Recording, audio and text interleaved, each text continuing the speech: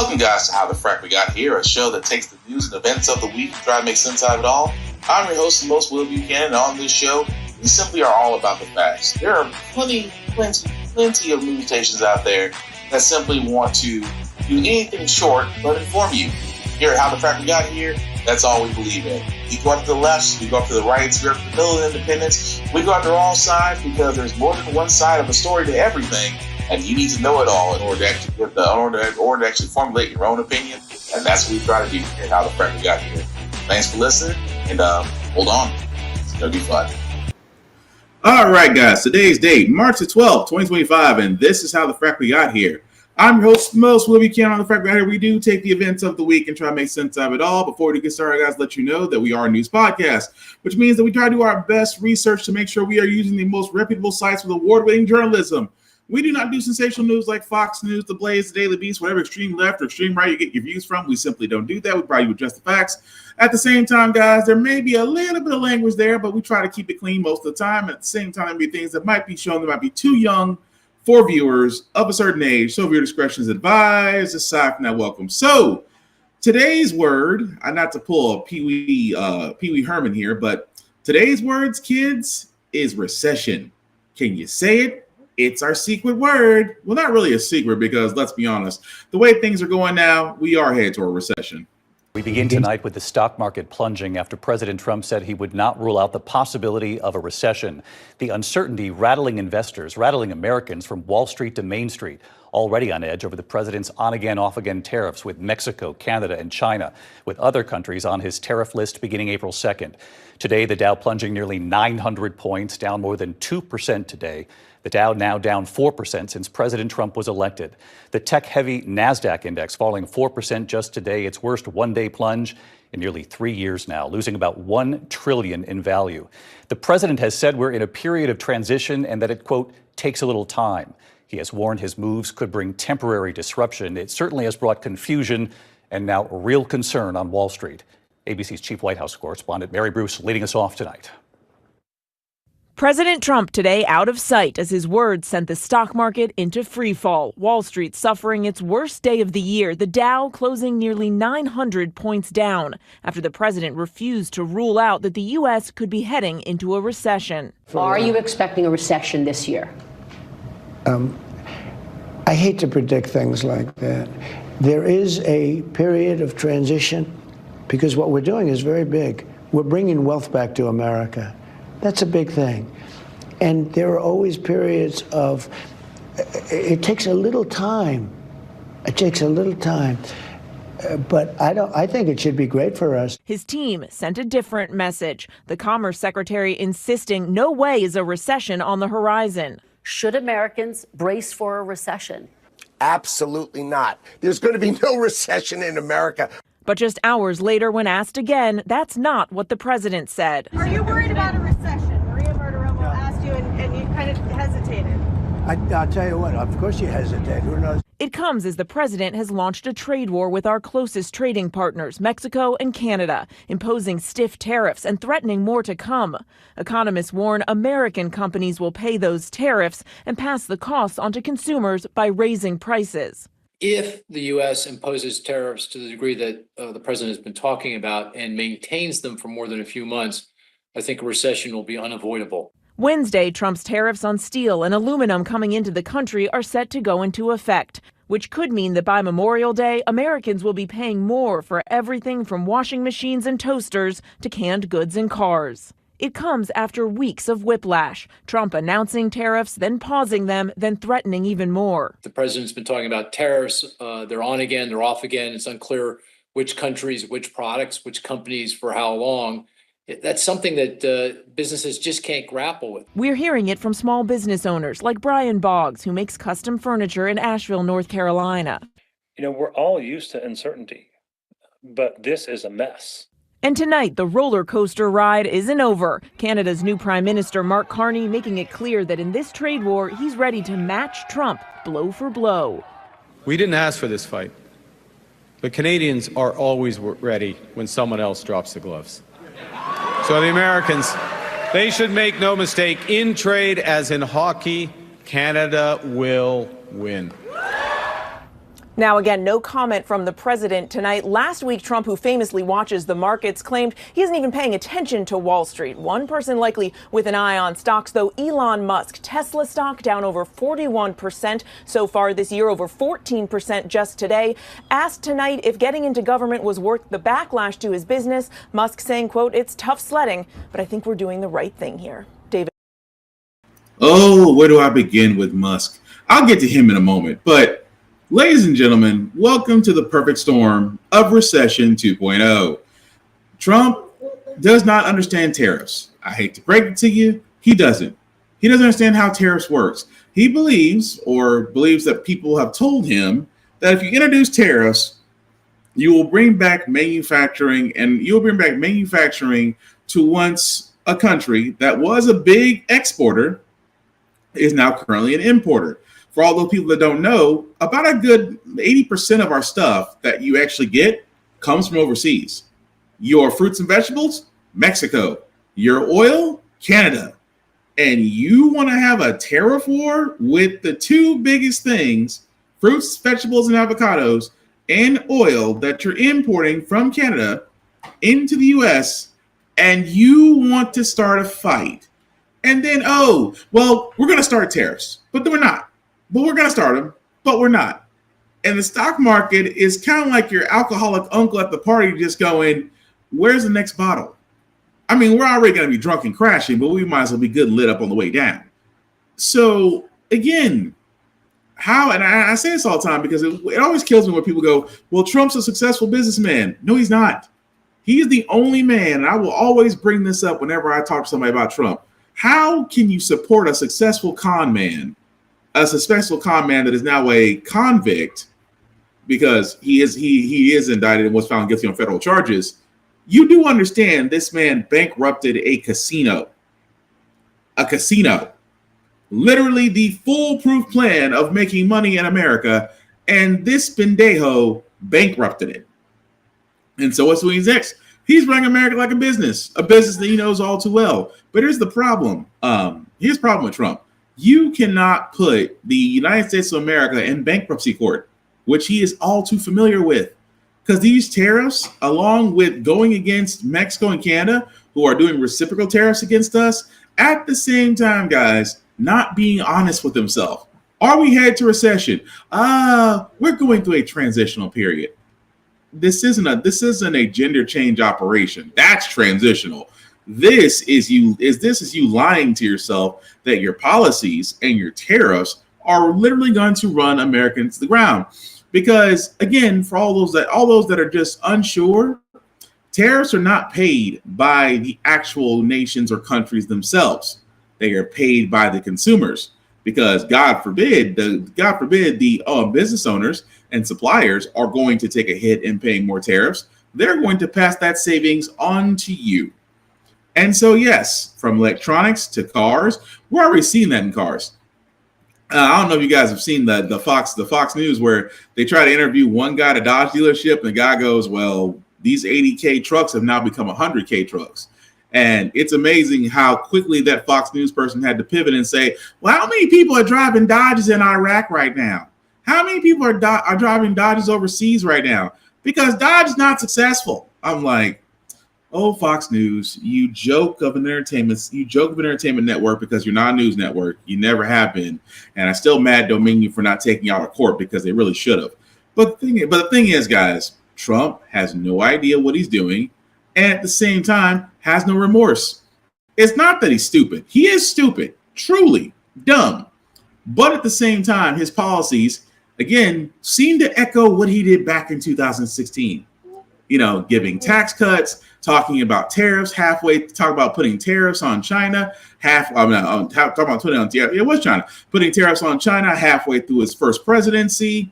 This is all 2016, ladies and gentlemen. This is just history repeating itself.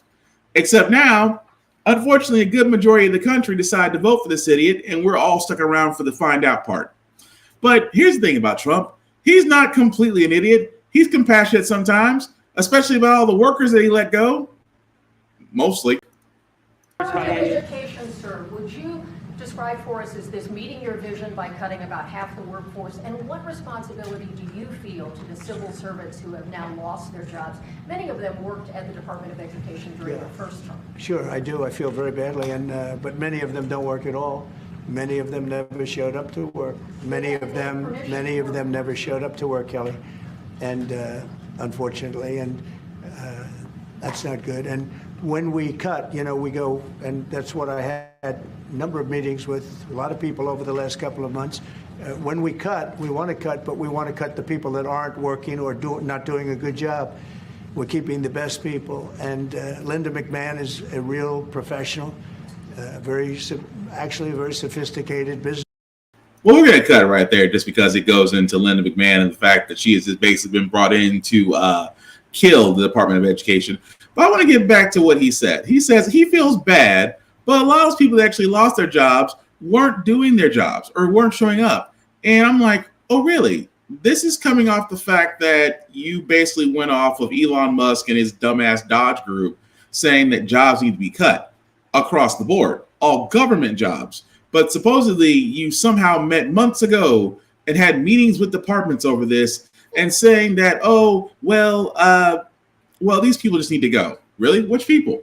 Because we've seen mass layoffs. We have seen complete mass layoffs with the EPA, with the FBI, with USAID. I mean, go down the list. A lot of people in the government have lost their jobs, which, we always just said the old saying was, if you got a government job, at least you got a secure job.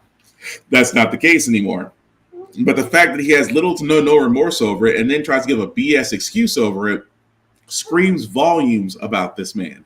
It really does. But even more so, going to Linda McMahon, because yes, she has been confirmed as the Secretary of Education to be over that Department of Education. But imagine basically being assigned to a department that is highly important to the nation, and your only job is to dismantle it. Crazy, right? And yet, well, because the Republicans have majorities in the House and the Senate, confirmations were going to go easy, as well as bills do, since the fact that the bill they're trying to push through has now passed the House and is moving to the Senate. And I said, Democrats, and I say this, Democrats can try to do everything that they can, but the thing is, if all Republicans are on board, it'll sail right through. Like I said, Republicans have a majority in the Senate, they have a majority in the House. They have the presidential administration. It's 2016 all over again. So Democrats can try, but I said this about the Democrats because I'm going to get to, before I get to the next part, talking about the Department of Education. Unfortunately, the censure to Mr. Representative Al Green of Texas, that 6 Democrats voted for his censure, and that House Minority Leader Hakeem Jeffries was too concerned about the decorum during the State of the Union. And Democrats, I'm going to just lay into y'all for a second. How can you be so spineless and worried about decorum and how you look when during that State of the Union, y'all should not have been there?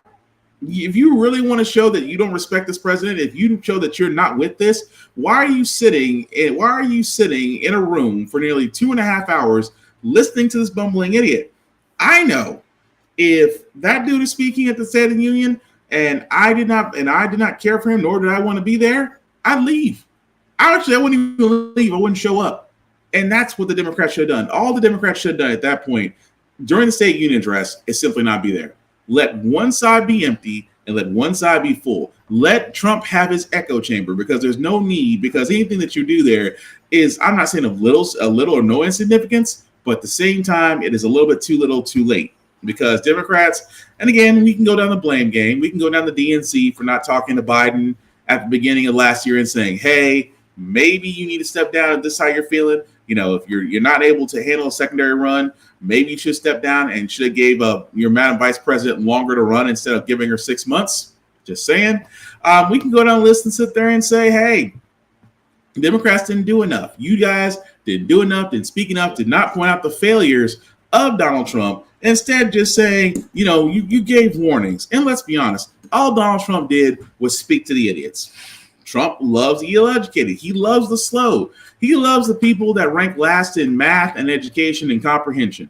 Why? Because he speaks their language. You want lower grocery bill prices? I'm going to do that. You want the cost of eggs down? I can do that. I will end the war in Ukraine on day 1.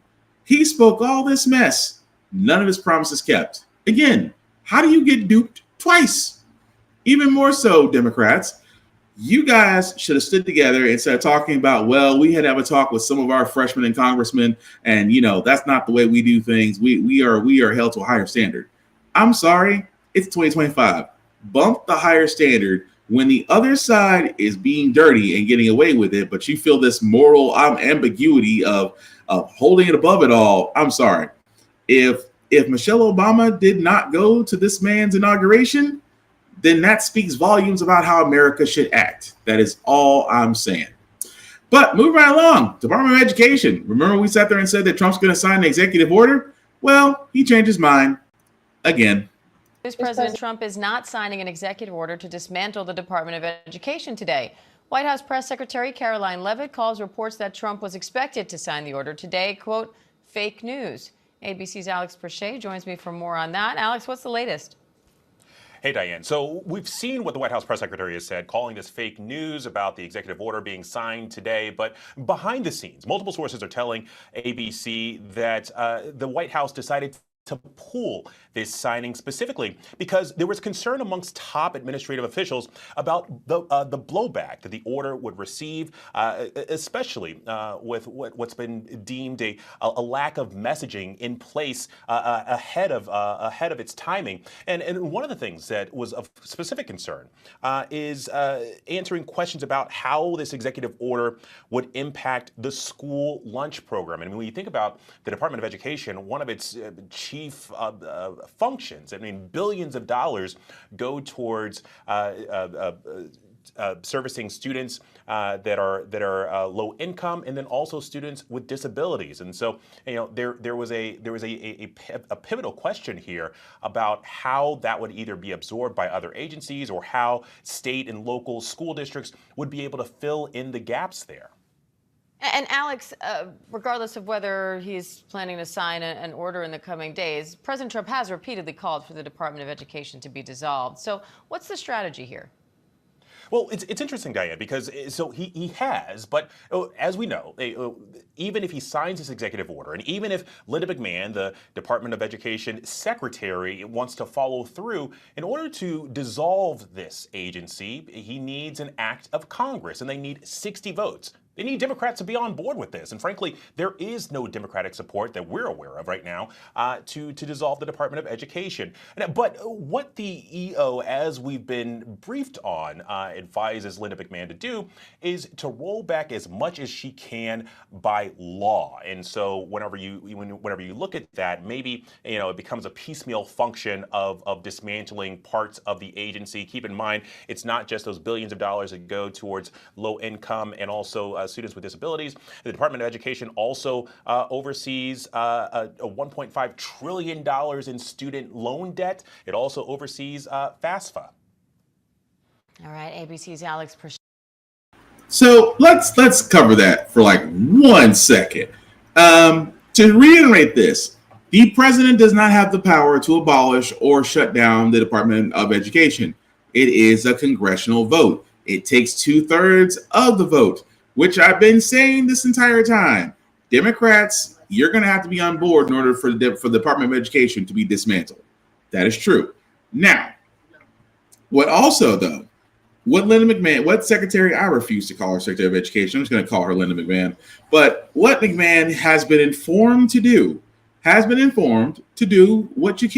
most Republicans do when they want something. Starve it of funding, roll back jobs, take away everything possible from it to where it eventually starves itself out. Once it starves itself out and it's on its last legs, then Republicans will mention something along the lines of privatization, which means that one of its rich friends wants to take over and get access to those funds or debt and go after American citizens. In this case, the Department of Education, yes, they can try, but in the words of Hamilton, you don't have the votes unless, as they said, some Democrats actually jumped on and actually joined in. Now, again, is it possible?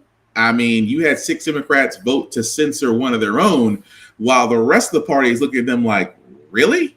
So, again, I'm not putting it past them. I'm just saying it's possible. but it's a scary thought that it is possible is what I'm getting at. At the same time, another reason why they don't want to dismantle the Department of Education, for all those that have student loans, think about this. Majority of student loans are actually handled by the Department of Education. What would happen to those student loans if the Department of Education was no longer a viable entity? That means whoever is holding those loans, it has to go somewhere. At the same time, there could be lawsuits. Folks could dispute their student loans if their original loan processor was no longer available. And they could say, I know a lot of people going, well, you know, they could just turn around and give those loans to somebody else. You could, but if we're going the ways of the credit report and the Fair Credit Report Act, you have to show a lot of responsibility. And again, a lot of people don't know this, and trust me, that will come up, that in the event that the Department of Education ever goes bye-bye, they will turn around and sit there and say, oh, well, my student loans should go bye-bye too, since the department that issued them is no longer there. Trust me, that's lawsuits waiting to happen. It's a great time to be a lawyer, honestly. But yes, the Department of Education serves a lot more than just ensuring that every citizen, every child has a decent education. Rural schools depend on federal funding. Kids with special needs or special circumstances depend on the fact that they get allocation and get their special needs met, but still get a quality education. You cannot, and I say above all else, you cannot allow education to go back to the states. Trump wants that because Project 2025 wants that, because the guy who is the architect of that Project 2025 is now the director of the OMB. So again, it is amazing to me how Trump does not know about Project 2025, and yet the actual architect is now one of the people that answer to him.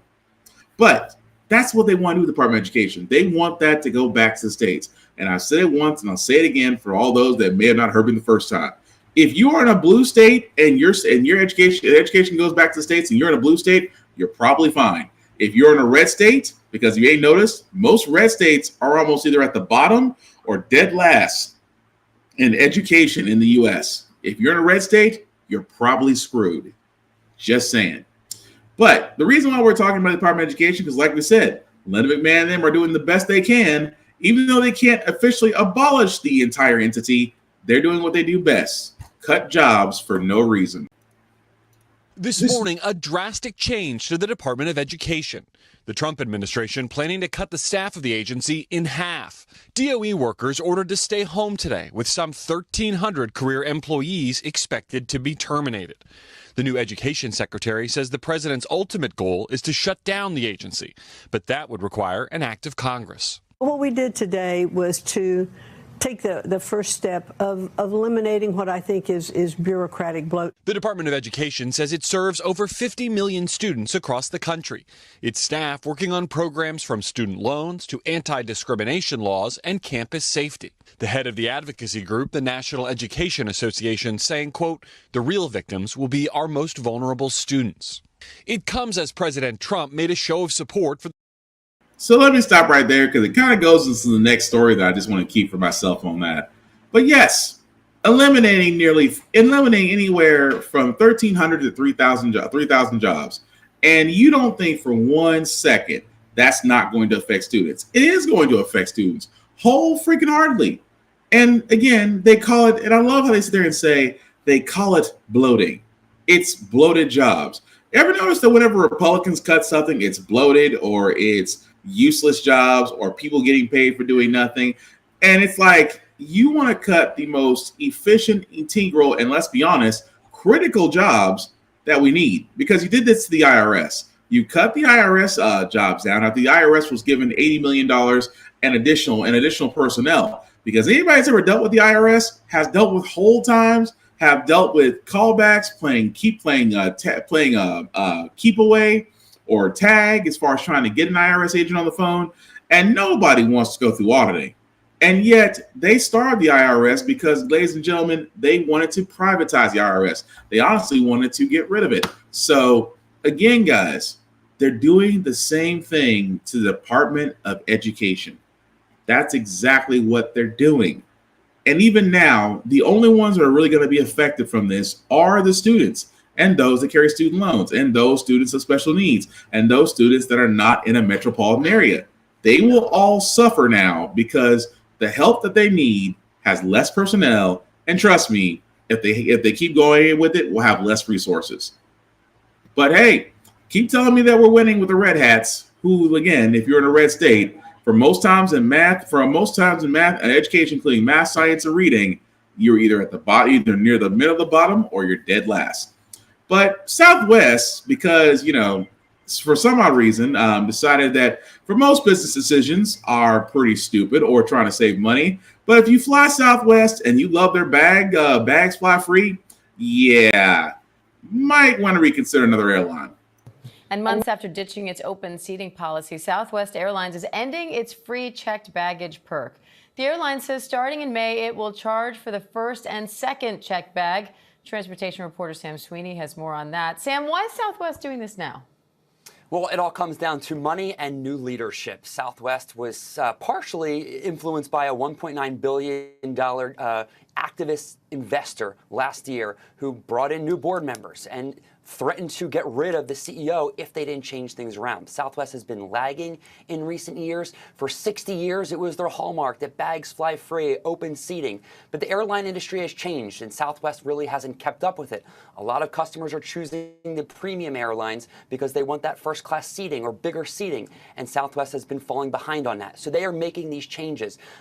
Wall Street was saying that it was money left on the table by not charging for these bags. So we'll have to see why and how it will work out. A lot of people choose Southwest because of the bag policy, and we'll see if they'll now switch to other airlines. But Southwest believes it is going to make more money, and it is going to help them develop in the future. This will start taking place after May 28th, so tickets purchased after May 28th. But if you have the Southwest credit card or you are a top-tier customer, you will be exempt from these new charges. So what's crazy about this is Southwest, really? That's how you bring customers back? Because your big thing was bags fly free or optimal seating. Now, I am not the biggest flyer. Matter of fact, I hate flying. Reason being because the seats are always small. They try to cram as many seats as they can in there. And again, I just don't like flying. I'd rather, drive or take alternate transportation, or still hope to God we might get a light rail system that's before the turn of the next century in this country. But that's neither here nor there. But people like Southwest because you had optional seating anywhere in the plane. You had your bags fly free because, let's be honest, you're already paying a grip for airlines, whether it's direct flights or connecting flights. People gotta travel. You gotta be somewhere tomorrow. I get it. I understand it. It makes sense. Even though I don't understand why we have to be in the air all the doggone time. But again, I understand. That being said, Southwest, it always kills me how smart people always want to turn around and take a company and go, you know what? Maybe if we do this, that, it'll all work out. And you want to remove the greatest advertisement that you guys have, bags fly free. People come there because they don't want to pay extra for bags. We know Frontier, Delta, American Airlines, they all charge bag fees. And at the same time, you go to the one that does it because you'll still get there. You've got to save money. So what does that mean? Will Americans pay it? Eventually, yes. Will I think Southwest take a hit? Yeah, because now it's like, okay, well, unless I'm a card carry member, which again is probably going to be like maybe 20 to 25%. At the same time, there's probably going to be those that are, considered the more elite clientele, which means they're spending more money. Those people are exempt. And again, once you do that, from a business model standpoint, once you alienate your client base, it either means that you're going to be lagging for a long time, or you're going to reverse your decision as quickly as possible, or like most of these airlines, you're going to get bought out and do a merger. All I can sit there and say is, for all y'all guys, I know we joke about Spirit Airlines all the time, but if you really think about it, Spirit ain't never changed up. It might be the backwoods of the airlines, but hey, they never changed their stripes. I'm just saying. Good luck to you, Southwest. We're pretty sure you're going to change your mind in about 6 months. Move right along, guys. Hazing. I know it's 2025 and we're still finding hazing victims. And as a person that's a member of Phi Beta Sigma Fraternity Incorporated, it hurts my soul because I never want to see brothers get hurt just for wanting to join a fraternity. An alleged campus hazing death. 3 people have been charged in connection with the death last month of a Southern University and A&M college student. Our Whit Johnson joins us with more. Good morning, Whit. Michael, good morning to you. Authorities were first alerted to this case when a group of men dropped off an unresponsive Caleb Wilson at the hospital. The men claimed Wilson collapsed while playing basketball, but police say that story was not true, and now 3 suspects are in custody, accused of a hazing ritual that turned deadly. This morning, 2 more arrests in connection with the alleged hazing death of Southern University student Caleb Wilson. 28-year-old Isaiah Smith is facing 1 count of criminal hazing. Smith was allegedly serving as the Dean of Pledges for the fraternity Omega Psi Phi. Kyle Thurman also taken into custody on criminal hazing charges, in addition to Caleb McCrae, who turned himself in last week. Detectives have interviewed over a dozen people and executed multiple search warrants to gather as much information as possible. According to the arrest affidavit, the vehicle that dropped off Wilson at the hospital was registered to Smith, and Smith was seen on surveillance video removing an unresponsive Wilson from his vehicle. Earlier that night, police say Wilson and 8 other pledges arrived at this warehouse where they changed into gray sweatsuits and stood in a line and were each punched 4 times with boxing gloves by at least 3 individuals, now identified by police as Smith, Thurman, and McCrae. Police say Wilson collapsed to the floor, becoming unresponsive, and a pair of black boxing gloves later discovered at the scene. Caleb Wilson died as the direct result of a hazing incident where he was punched in the chest multiple times. Wilson was a mechanical engineering student at the historically black university and avid member of the school band called Human Jukebox. At a recent vigil, Wilson's grieving father, Corey, recalling his son's passion for music. Thank you all, the Human Jukebox. This is Caleb's life. He really loved the jukebox. And suspect Caleb McCrae is facing the most serious charges, criminal hazing and manslaughter. His attorney says he maintains his client's innocence and is urging the public to withhold rushing to judgment. Southern University called the death of Caleb Wilson a tremendous loss. A memorial is planned for Friday, guys. No matter how you cut the mustard on this, you hazing, and again, and this is coming from a guy, this is actually coming from, again, Phi Beta Sigma Fraternity Incorporated. Love it. Love the fact that I was able to, join in an esteemed fraternity with a deep history and individuals that have changed the way in our course and really just been everything great. But the thing about it is though, because I know when I was going through my process, hazing was a big thing. That like, we don't do hazing, and there's a reason why you don't do hazing, because death happens. Or injuries happen. Charters get disbanded, people get banned, folks go to jail, only because stupid, and forgive me for this, stupid shit. And again, I'm going to say this very carefully, right? There is nothing out there that, and I get it. You see the Divine Nine, you see the Greek letters, you see the Greek life, and you say you want that. Okay, cool. But no amount of hazing is worth those letters, those colors. No amount of hazing. And at the same time, I am thankful that my fraternity did not do that. My fraternity is like, we don't do hazing, and we never will. And they were very stringent upon that, as they should, because whenever it comes to hazing, just like that, being tied up, and guy with boxing gloves punched at your chest. As a boxing fan and a person that studies boxing and studies how it impacts the body, punching somebody in the chest can stop a heart. You can you can stop somebody's heart. You can bruise the breastbone, you can bruise the rib cage, which could puncture a lung, could puncture the heart, your spleen, all various organs, all from a punch to the chest. The impact could be different. And putting a boxing glove on, let me tell you something. Putting a boxing glove on does not dull the power someone can have if if they have a little muscle or they have a little technique, the boxing glove doesn't soften the blow. At the same time, it's not worth it, ladies and gentlemen. If you're sitting there telling me that I gotta have four guys, supposedly big brothers, punch me in the chest as a way to prove that I want to belong to a fraternity, bump that. I will walk out the same. No, it's just, to me, it's like a gang initiation. When I understood where most gangs are like, if you want to be in the gang, we got to jump you in. Okay, so all of y'all get to beat up on me for a certain amount of time, and then all of a sudden I'm in the gang? No, nah. Mm-mm. Or if I'm in a gang and I want to leave a gang, I am being told, hey man, we jumped you in, we got to jump you out. So you got to beat me down a second time in order for me to not be affiliated with y'all? Now, I understand I'm using hazing and gang initiations, but it's the same thing. It's like with hazing, I do not understand why you need to haze.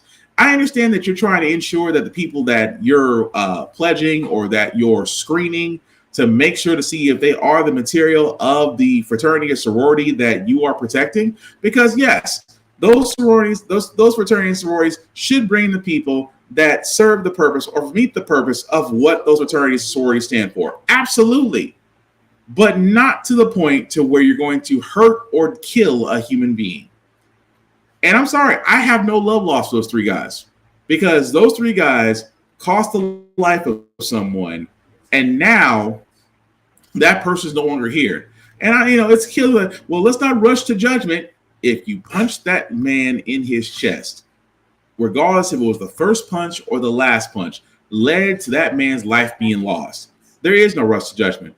You murdered that man, all because you wanted to see how far he would go to prove himself to be the material that you call yourselves of. And I'm sorry, that's the reason why hazing is highly frowned upon, and that if it is sought out, those chapters, those brothers or sisters that are involved are disbanded and banned, as they should be. So I'm sorry, I feel no sympathy for those three men, because those three men cost the life of a young man who simply wanted to belong to something bigger than him. Sorry, that's the way I feel. Moving right along, I want to cover this, guys, because again, we covered this story of Robert Morris, I want to say almost 2 years ago. For all those that don't remember, here's a refresher on why we covered it. For decades, Cindy Clemishire carried anger and shame as she watched the meteoric rise of megachurch pastor Robert Morris. Thank you, Jesus, for watching him has been harder and harder. Morris founded Gateway Church in 2000. If you don't tell the whole truth, you're not being honest. One of the largest evangelical congregations in the nation, with 9 campuses in North Texas and tens of thousands of devoted worshipers. He became a member of President Donald Trump's Spiritual Advisory Council. But to Cindy, Morris was the traveling evangelist who began to sexually abuse her on Christmas Day, 1982. He told me, he said, hey, come in my room before you go to bed tonight. I want to talk to you. He was 21, Cindy was 12. He started by touching my breast and putting his hands in my pants. He wanted me to stand and close my eyes so he could lift my shirt and pull my pants down and just look at me as a 12-year-old. Do you remember what he would say to you, what he'd tell you? Well, the very first time he told me, you can't tell anyone because it will ruin everything. She says the abuse lasted 4 years until she told her family what was happening. In 2005, after years of struggling, Cindy reached out to Morris and suggested that he pay her restitution. No one can give me back my teenage years. It was just last month that for the first time she shared her story publicly online. Morris had been sharing his version for years. Sexual temptation is an appetite of the flesh, and I developed an appetite before I was saved. As he rose in influence and power at Gateway, Morris sometimes alluded to past transgressions. I was very immoral, and I was immoral a lot. In June, Morris told the Christian Post he had inappropriate sexual behavior with a young lady and resigned from Gateway. Gateway told NBC News it is committed to protecting people, first and foremost children, and that it has retained a law firm to conduct an investigation. Gateway says before last month, the current elders did not have all the facts. Former Gateway pastor Stephen LeBlanc says parts of Robert Morris's past were known for years. He just didn't know Cindy's exact age. wasn't cloaked at all. It was a common knowledge, and in a way, somehow celebrated that God had disciplined a man and restored him. Even now, he worries former colleagues aren't being honest about what they knew. I can't think of any accountability that they've taken other than to plead ignorant. And you don't buy it? No. Other incidents bring the culture of the church into question. Court documents show earlier this year, Gateway Church settled a lawsuit brought in 2020 by the mother of a minor who alleged she was sexually assaulted by another member and that Gateway leaders concealed and discredited evidence. The church did not admit to any liability. They don't look at a child as someone to protect. Let's use the child in any way we have to protect ourselves. In letters from 2007 reviewed by NBC News, Robert Morris's attorneys blamed Cindy, claiming she initiated inappropriate behavior. Cindy and her attorneys say that same year, Robert Morris asked her to sign an NDA in exchange for $25,000. She refused. Morris did not respond to multiple interview requests. While Gateway's review is underway, 4 church officials have taken a leave of absence from the Board of Elders. Do you think even now, Gateway is protecting him? I do. Cindy says what she wants now is to help other survivors feel less alone. Okay. Now, the reason why I brought up that story, y'all, is basically because the guy that was initially there, Robert Morris, they have just now brought up charges of him, right? 5 charges of, whoa, that was a terrible segue. So basically, he got brought up on 5 charges of sexual abuse of a minor, which is now just the indictment had just now came through. So it's amazing to me that, because keep in mind, we were just covering that they were trying to push for him. Because remember Drag Queen Storytime? That a lot of people, that's what I was going to say. 5 counts of lewd or indecent acts with a child, pretty much sexual abuse. But the reason why I bring that up, guys, is because not too long ago, remember when Drag Queen Storytime and how so many parents had an uproar about drag queens? I don't want my child being read to by a drag queen, or drag queens are, they promote sexual promiscuity, or they, let it known be, or they try to turn kids drag. All this sexual abuse, all these accusations and weird things that came up. I find it interesting. There's not one story. There's not one story where a drag queen sexually assaulted a minor. There's not one story where a drag queen had lewd acts or behavior with a minor or with a child or a minor. Nothing. But you know what we have had? Anywhere from 9 to 10 stories of people of the cloth, people of the church, ordinary straight white men being brought up on charges of child endangerment, sexual abuse, things of that nature. Religious leaders and straight white men. Not one drag queen story to be found. And yet, folks will sit there and trust, oh, well, we just don't want that. We just want to prevent it from ever happening. No, what you want to do is you want to protect the fact that you don't say what you really want to say. I don't like drag queens. I don't want my children around them. And it's okay. Be honest about it. But here's the thing. You also have to admit that you have a certain phobia. You have a certain xenophobic phobia toward drag queens, toward people that just have a different lifestyle than you. Because again, if these people are willing to have story time with your kids in order to get them to read and be engaged more, especially if you're in a red state where reading levels are near the lowest in all 50 states, you might be a little bit more thankful and start looking at old boy in the church as eyeing your daughter. Just saying. But move right along, guys, because Trump is doing everything these days. Letting us know recession is just a safe word. Letting us know that hey, people that just got let go, maybe they weren't good at their jobs. Even more so, taking time out of his busy schedule to buy a Tesla from co-president, keloid feud, idiot Elon Musk.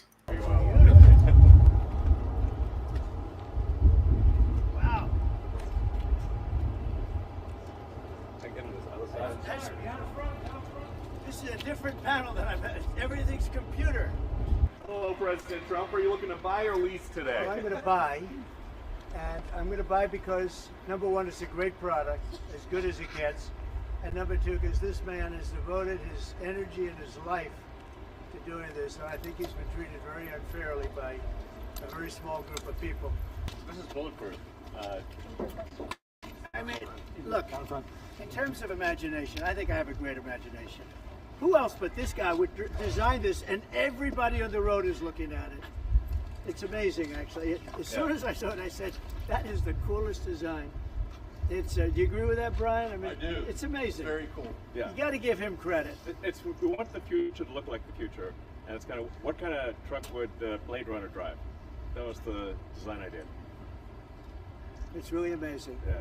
Hey, Elon, are you planning to remain CEO of Tesla while working with President Trump? Is there any thinking on your future at the company? As we're talking about Tesla, I'm wondering where your thinking is with leading the company going forward. Yeah. I'm CEO of Tesla, and you should. Yeah, that's what you get from Dorito. Dorito decided that, hey, I have some free time. Let me give my co-president some airtime. Let me give him some advertisement. Why? Because right now Tesla stock is in the toilet. He's lost nearly $29 billion of his actual value, but still somehow the richest man on earth. At the same time, people who have Teslas, even celebrities, are either turning in their Teslas, lighting them on fire, or selling them and giving to nonprofits. All great things. So what is Trump saying? Not only that, as far as Trump giving him the rub in front of the White House, he's also saying that because of the attacks at Tesla charging stations, that any attacks toward Teslas will now be considered domestic terrorism.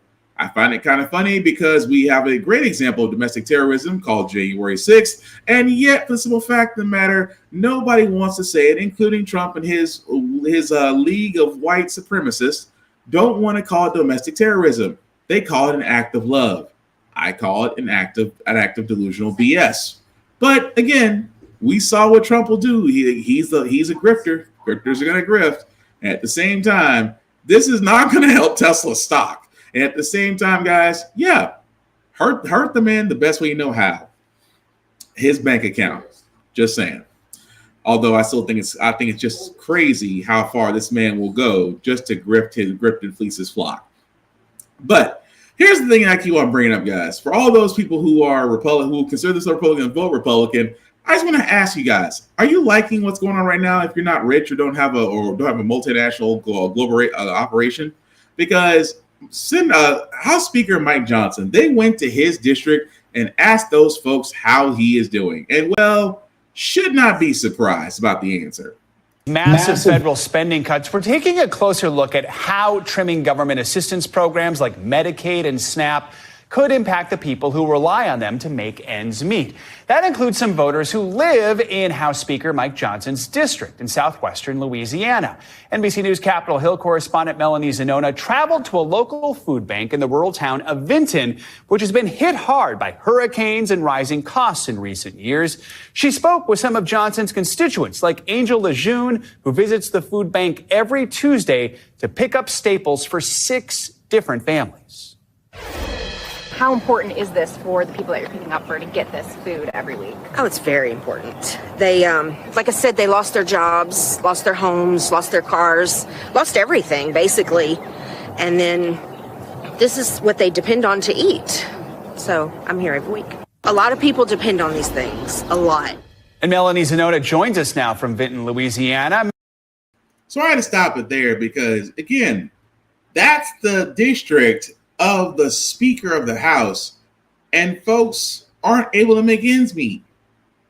And I keep saying this all the time. This is the thing that you should be worried about, because the current bill that's out there right now, Republicans are loving, cuts $880 billion from Medicare, $230 billion from SNAP EBT food assistance.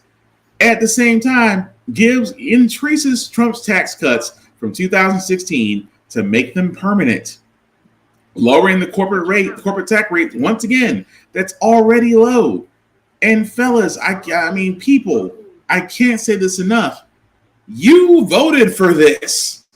You voted for sending these people that basically are just fulfilling out Project 2025 and making sure that their rich corporate friends get cutbacks.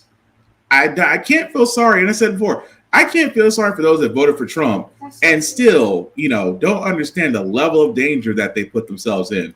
Much like this individual who was a Trump voter, got stopped by ICE. ICE didn't even try to look at this man's identification.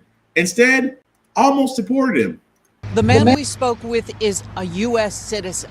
He provided us with documentation of his legal status. He says this experience has shaken his faith in the immigration enforcement efforts of President Donald Trump, for whom he voted, he says. This is what Yenzi Machado managed to record on his phone Wednesday. He says while he was driving to work with two other men, he was stopped by ICE agents on Lamont Drive in Manassas, a short distance from his home. He says he was confused by what was happening, why agents surrounded the pickup truck. He spoke with our sister station, Telemundo 44 reporter Rose Belis Quinones, who was the first to report his story. And they just got out of the car with the guns in the hands and say, turn off the car, give me the keys, open the window. And, everything was really fast.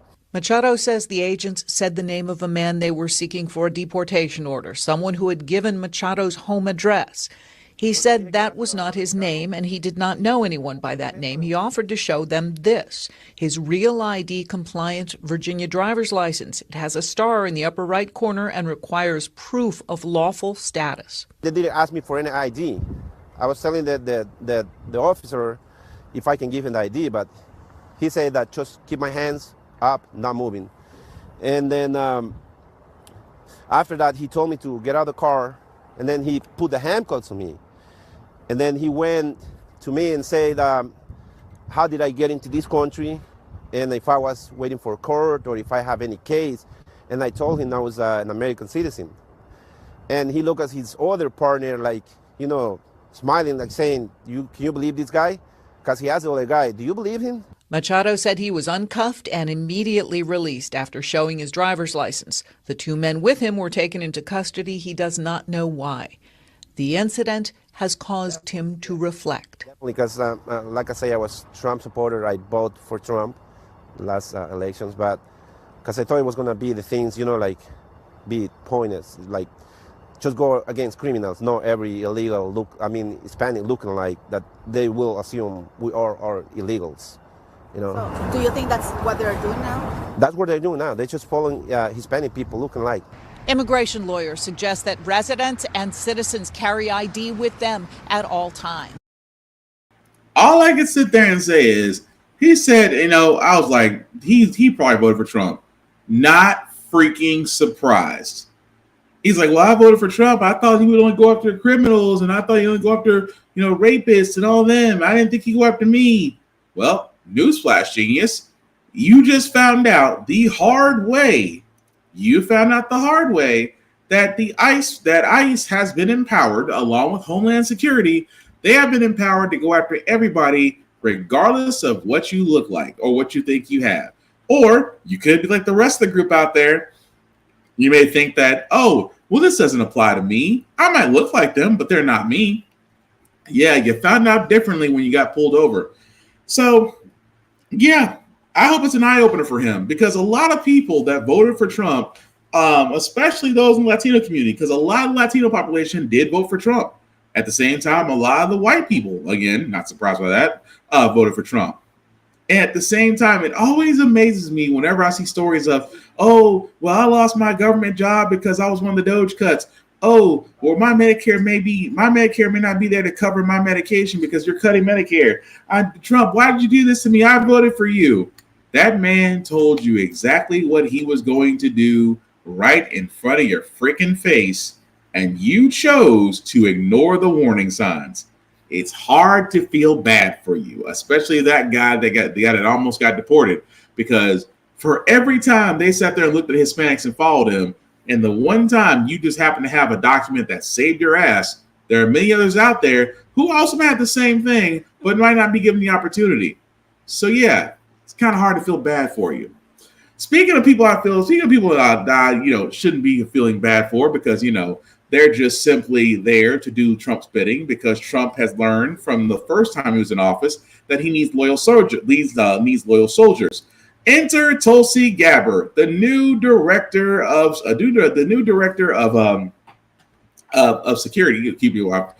Forgot the words I was going to say. The director of national intelligence, there we go, has decided to pull security clearances for Biden officials and for those who basically went, quote unquote, after Trump.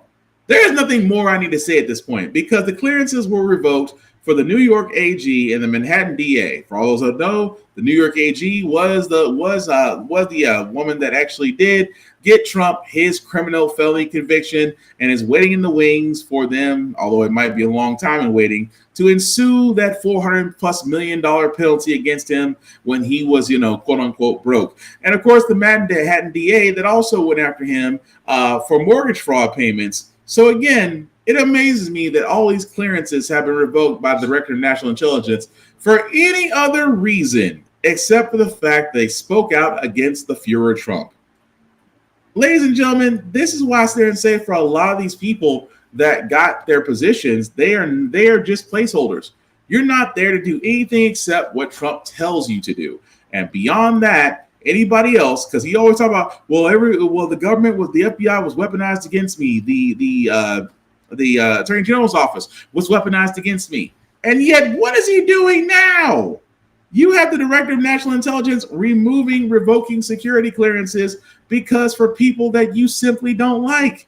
But yet, you're not saying that's weaponizing government. You're trying to say that's get back, which I find completely interesting and almost laughable.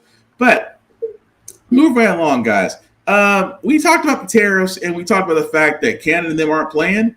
Well, there is one state right now that might be taking a good hit because of the tariffs and because of Canada's actions, Kentucky. Why? Their most egregious product may be sitting on the shelves for quite a while. At Michter's Distillery in Louisville, iconic Kentucky bourbon is distilled, aged, bottled, and shipped to more than 80 countries. Their largest foreign market, Canada, where most provinces are now defiantly pulling American liquor from store shelves. It's definitely caused a hit to our business. Andrea Wilson is Michter's chief operating officer. Orders have been canceled. That's the reality of it. Already orders have been canceled. Yes, we have $115,000 of product sitting. That product is just sitting here in Michter's warehouse with Canada-specific labels on these bottles in English and in French. They don't know what to do with this, and if nothing changes, they fear their losses will grow. The timing couldn't be worse for many American whiskey producers. One study showing the industry recently saw a nearly 2% drop in revenue. Amid the slowdown, the CEO of Jack Daniel's parent company called Canada's product pull worse than a tariff because it's literally taking your sales away. I don't sleep right now. You don't sleep right now? I don't sleep. At Bro Brothers Distillery, Victor Yarborough is in the middle of building a massive new tasting room. That expansion banking on a deal to start selling spirits in Canada. That deal now dead. He's scrambling to find a plan B. Maybe they'll take 5% of that. Maybe India will take 10% of that. But he worries any export plan feels like a risk in an industry with profits already going down the drain. It could be a country we're speaking with right now until all of a sudden you guys are going to get hit with tariffs next, and then that deal falls through. So it's a constant uncertainty. Maggie Vespa.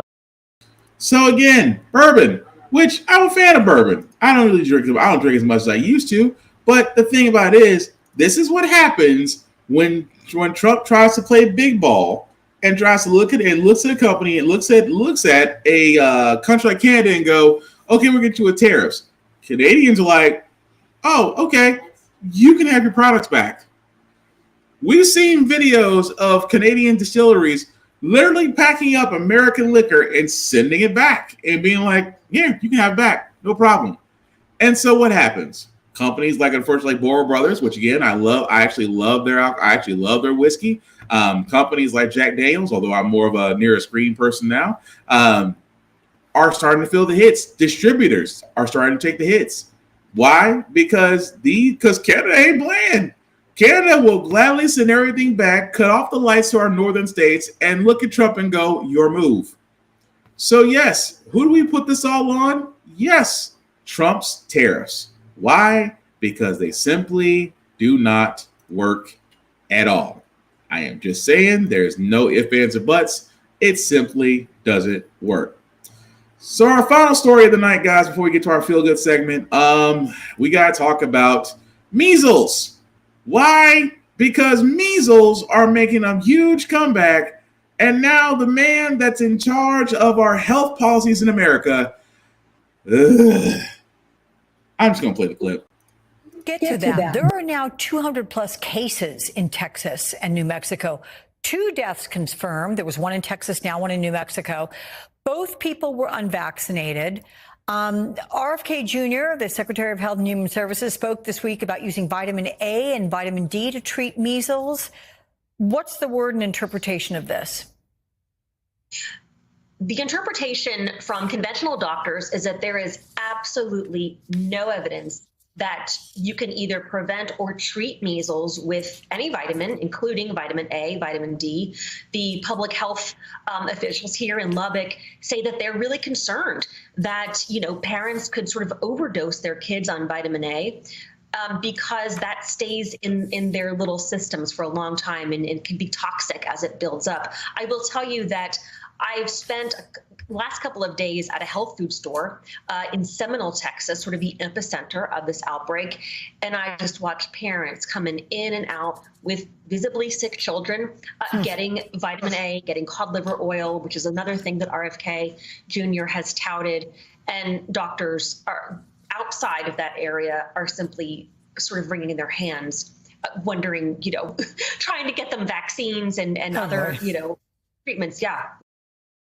Yeah, Robert F. Kennedy has literally sat there and said, hey, guys, so we can't do, the measles outbreak, it can be treated with vitamin A, vitamin B, cod oil. You don't have to get vaccines because he still believes vaccines cause autism.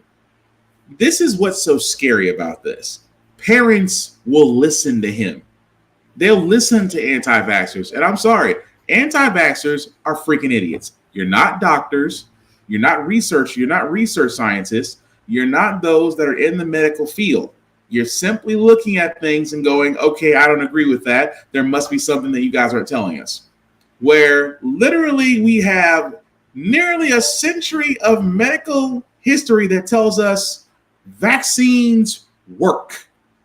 And you got parents out here listening to RFK and say, oh, well, they don't need to get vaccines because we're not really sure about vaccines, what they're putting into our children.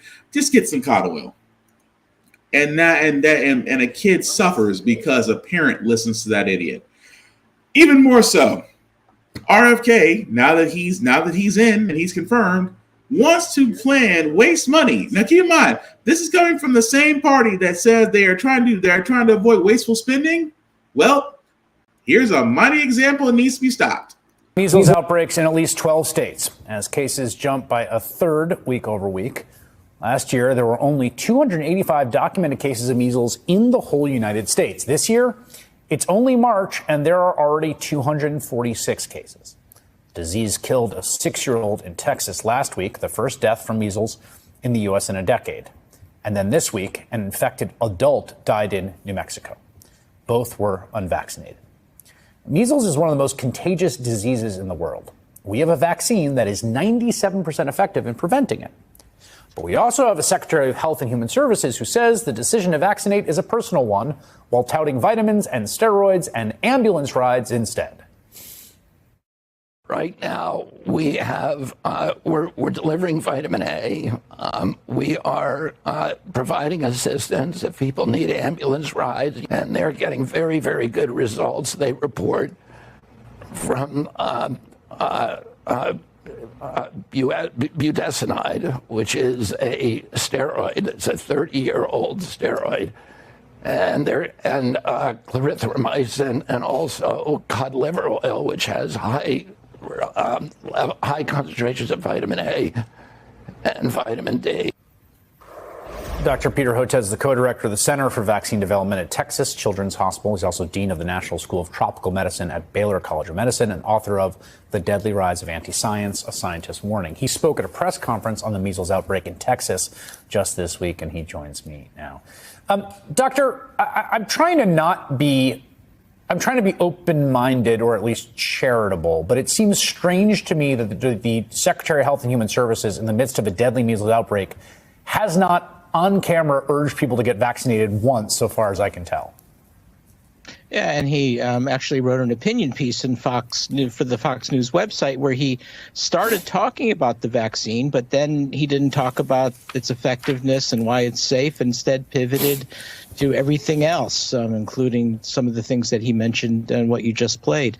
The point is that, Chris, this is a very dangerous measles epidemic here in West Texas. And now moving into New Mexico. The official numbers are close to 200, but the actual numbers, according to people on the ground, suggest there could be much higher. There could be several hundred cases right now and more than 20 hospitalizations, 2 deaths already. And you know what? This is still accelerating, Chris. We still may not have peaked and may still be in the early stages. So it is the only thing we can really do to slow this epidemic right now is to encourage people to get their MMR vaccine, one of the safest, most effective vaccines that we have. And he seems to be talking about everything else but the vaccination. It just makes no sense. Fortunately, we have a very good state health department here in Texas, great local county health departments, and they're doing the hard work to make that happen. But it's the secretary is not helping at this point. Let me ask you a question, informational question. So Gaines County, which is the place where the I think the outbreak started, as far as we can tell, or at most intense, has one of the highest vaccine opt-out rates in the state. It's at nearly 18% vaccine exemption, so that it puts you at 82%, far from the herd immunity you need at sort of 95. In the midst of an outbreak, if people haven't vaccinated, does it help to go get vaccinated like tomorrow? Yeah, absolutely. In fact, Chris, not only that, even if you've been exposed to measles, if you get vaccinated within 72 hours after exposure, it will have mitigating effects to either prevent you from getting sick or reduce the severity of illness. It's called post-exposure prophylaxis, and that's what we're pushing for, because there is a lot of measles exposure going on, and it's never too late to get vaccinated. So it's all hands on deck. I know I sound like a broken record, but that's it. Vaccinate right now in order to literally save lives, since we've already had 2 deaths. So again, the reason why we're talking about this, the reason why I bring this up, guys, is because RFK wants to literally open up a beating horse. He wants to study, again, the link between vaccines and autism. I know what a lot of y'all are going to think and a lot of y'all are going to say. Unfortunately, the case is this has already been debunked multiple freaking times. There is no link between vaccines and autism. Vaccines do not cause autism. Vaccines have actually helped in ensuring that a lot of kids live beyond the age of 2, because diseases like smallpox, diseases like measles, shingles, chickenpox, smallpox, meningitis, the things you actually got vaccines for, will prevent you from actually getting those diseases. RFK, a man that sounds like he needs Ricola, a lozenge, and possibly a replacement voice box therapy, is going to sit there and say, well, there might be a link to this. There's not. That's wasteful spending, and I'm surprised that none of his Republican colleagues will call this out, because RFK is an anti-vaxxer. And I've always said this once, and I'll say this again, I don't think that the vaccinations, and this is going to be me saying this, I always say, well, vaccination is a personal choice. Not if you're in the freaking public. Not if you're free in the freaking public. Why? Because when you send your child to school, guess what? You have to have a shot record, because they will not allow vaccinated children unless you have a specific medical reason inside schools with other children. Why? Because they will expose them to something new. Same reason why when you go to college, guess what? You need a shot record. We're not going to let you inside of our public airspace if you're not vaccinated. So, and again, I've always said, what's wrong with vaccinations? Well, why do so many babies need vaccinations by the time they're 2? Have you not seen diseases lately? And I'm sorry. Every time I hear someone say that, I go, well, are you a doctor? No. Pediatrician? No. Physician's assistant? No. Nurse? No. Then why the fuck are you talking? You have no basis, no experience to talk about what needs to be said. Because it's like the COVID virus. It's like the COVID virus all over. It's like COVID all over again. When COVID hit, oh, how so many people, oh, I'm not going to get the shot. I'm not going to get it. You don't know what the government put in it. It actually could kill you. And how many times have we covered on this show where people who got the COVID virus couldn't breathe on air, on respirators, in hospitals? What's the last thing they always said? I wish I got the vaccine. I wish I got the vaccine. Some of them survived and got the vaccine later. Some of them died. But the answer was always the same. I wish I had gotten the vaccine when I had the chance. So, we just saw Texas has the largest opt-out of vaccinations across the U.S. And they also have the biggest number of cases of measles in the U.S. I think there's a correlation. And I also think that Robert F. Kennedy is going to wind up getting people killed. That's just my opinion on that. But we're going to move on to our feel-good segment, guys, because you know how the Frack we got here. We cover a lot of things that are doom and gloom. Sometimes make use of faith and humanity. But hey, we're now into Thursday because it's a little after 1 o'clock in the morning. So we're not that far off for Friday, but we believe you guys out some good vibrations and things of that nature. And I hope we do that with this next story because eggs, they're expensive, highly expensive.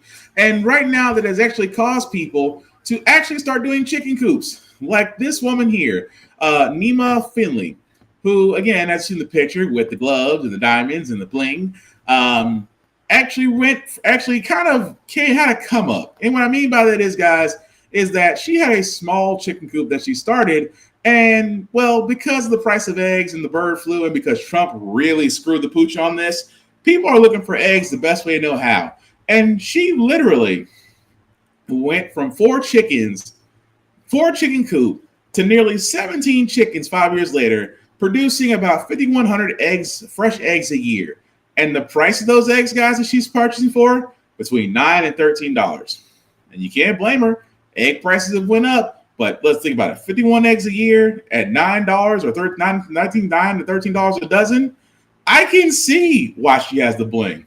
But again, it is getting to that point, guys, to where we have to start basically growing our own food, growing our own eggs, and hey, might have her own mini farms. Nothing wrong with that. But I just want to give her props because she had to come up on that.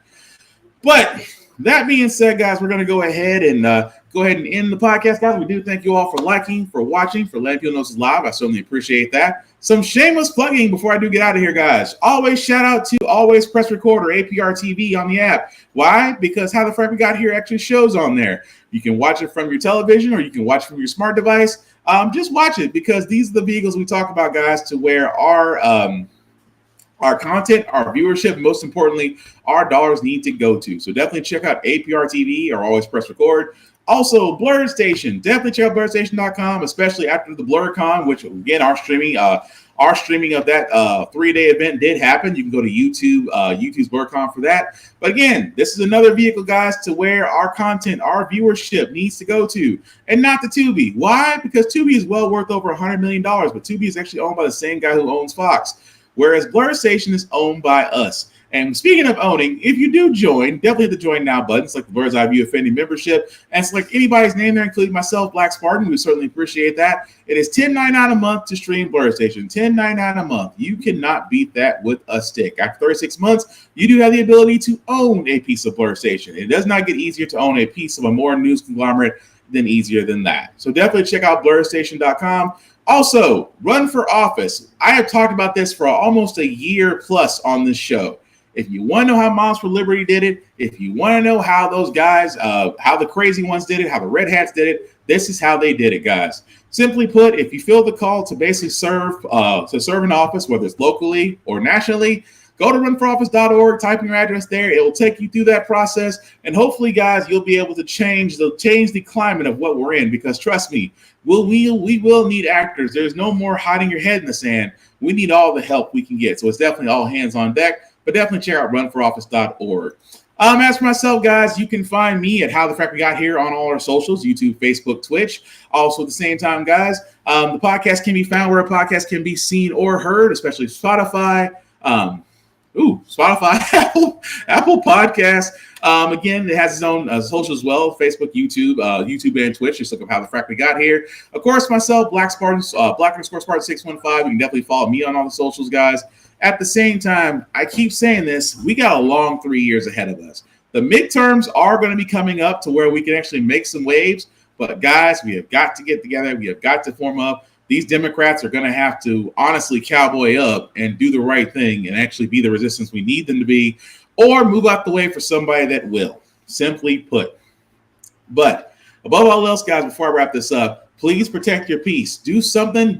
Protect your peace at all costs. Check on your people because, again, we need to do more as a society, and that's how we start. Protecting your peace, checking on our strong folks. Do something fun. Get away from the political rat race for a while. Do something fun that makes you smile and happy, and do something for others if you can, because the world needs more of that. The last thing I'll say about How the Frack We Got Here, guys, is all about staying informed. We are not trying to reinvent the wheel. We are simply giving you all the information allow you to make up your own mind. But we do provide a lot of perspective that goes along with it. We do better as a society once we're informed. We're progressive. We move forward. We try to right the wrongs of our past, making decisions now that we should have done back then. Like electing our first black woman to the U.S. Supreme Court, electing our first black woman to the Federal Board of Governors, maybe one day electing the first black woman to be the first Madam President. All great things. We don't learn from history. We are doomed to repeat it. That's what we keep asking ourselves. Why does everything go up on our paycheck? Why are we electing different politicians but still the same old game in Congress? And most importantly, how the frack we got here. Thank you all for watching and listening, guys. Please take care of yourselves and each other, and we'll get through this. Peace.